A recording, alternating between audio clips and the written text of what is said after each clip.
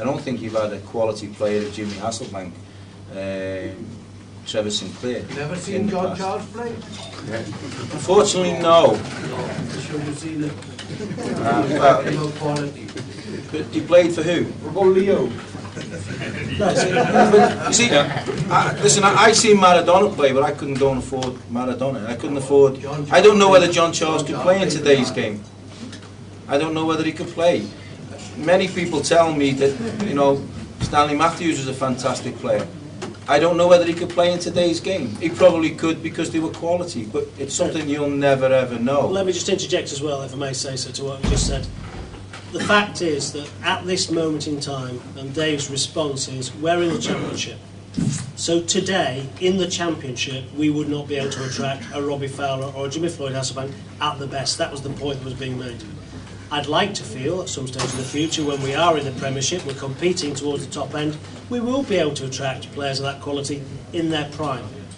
But the point we're making at the moment is that if you take last summer, for example, we sold Michael Chopra for £5 million, having bought him for £500,000. We took a conscious decision.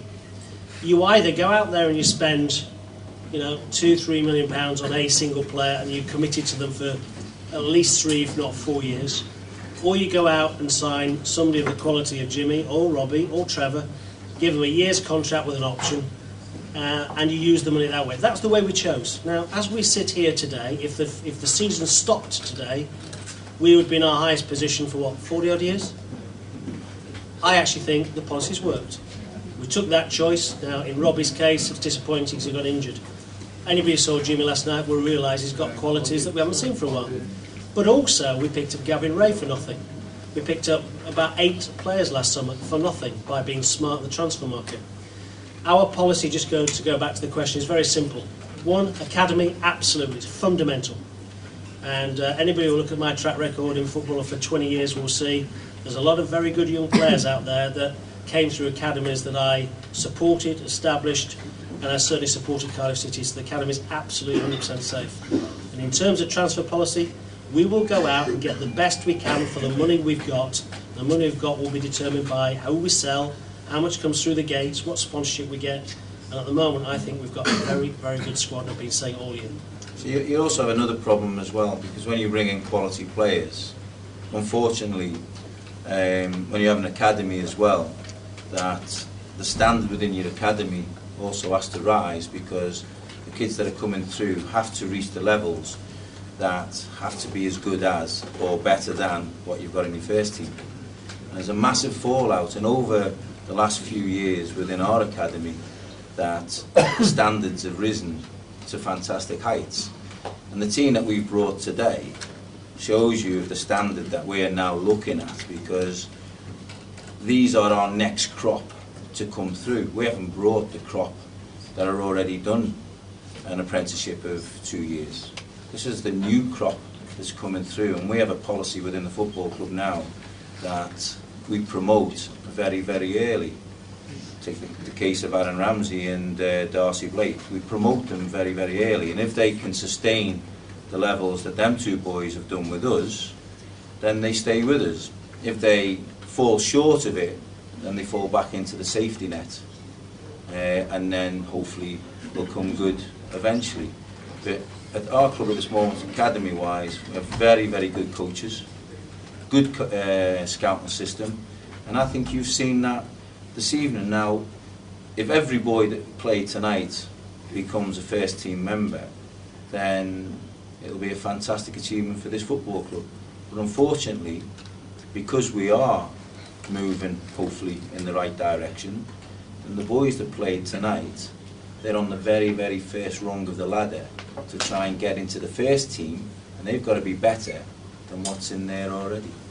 So that's the programme that we've set up in the academy and what we're working for. And I think you've seen a taste of the standards that the academy have set themselves with the boys that have played today. And if we can sign every single one as pro, then it would be an unbelievable achievement, because I think the only clubs who've done it over the last 10 years to a certain level, or there's 2, is probably Leeds United. You look at how many players from their youth policy around the Premiership now, and Manchester United. So we've invested a lot into the academy, and we're investing a lot into the professional side. The standards have risen to great heights within the club, and that's why it can't stand still. But we're looking to improve and give you what expectation levels you seem to have. Because I watched our first team play last night, and I was taken aback by how far we've come, even this season. Because if you've seen football like it at this club before, then you've been very lucky, and that's what we've been building for. And the best mentors in your club for these youngsters that have played this evening are the players that are in the first team, because they're the ones that they have to move out. And unfortunately in football, it's a dog-eat-dog life. So them kids that played there this evening have got to reach the standards and better the standards than what we played last night. And that just shows you how far we've actually come, because I thought you've seen the very first rung of a lot of stars tonight. Is there any danger in the near future of Cardiff City's manager moving to Southampton? The answer is no.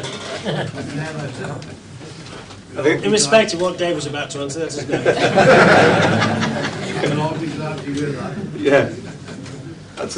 Tell you what's fascinating there. I'm not going to have a pop or crow or whatever else, but it's a good job we're not sitting here last October where 300 of you in here were saying, will he move to Southampton? And I said, absolutely, over my dead body. And the one thing that is very important is 2 years ago we had no training ground. 2 years ago the stadium scheme was dead. 2 years ago we were trading insolvently. What we've now got is a manager that we said we're going to give time. Why? Because it's the only way you're ever going to build anything. Look at Alex Ferguson. Took him, 7 years to win his first championship at Manchester United. You've got a stadium that you can go there and have a look. It's been built, it's funded, the money's in the bank account of the council. We've got a training ground to be proud of at the Vale. They've been very good to us. The building is our own state-of-the-art headquarters there, pitches, we can use all the facilities there. We're actually building an infrastructure for future generations. The fact that I won't be here to benefit from it doesn't matter. The fact is, it's the fans that will benefit from it because they'll see the fruits with what turns out on the pitch. There's a lot of good things happened, and ultimately the beneficiaries will be every Cardiff City fan.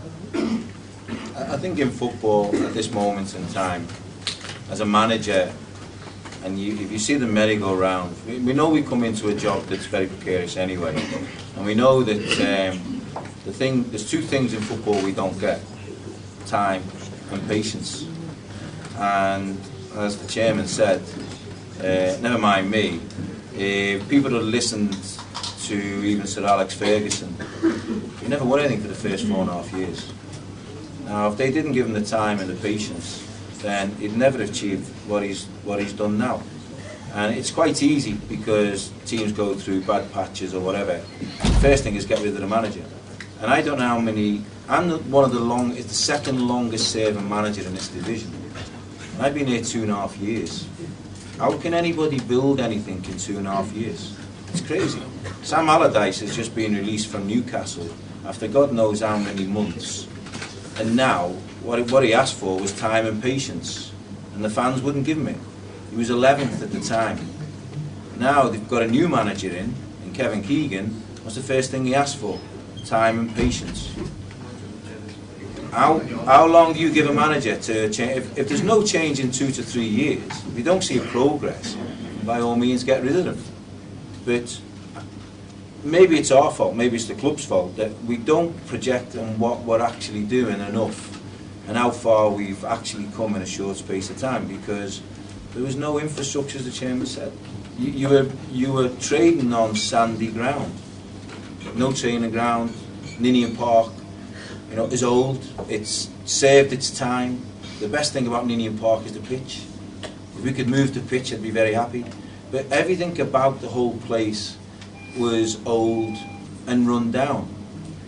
I tell you what, in the next 18 months, I think, whether we are here or we're not here, I think the fans will have an unbelievable opportunity to move into what's going to be an absolutely fantastic state-of-the-art stadium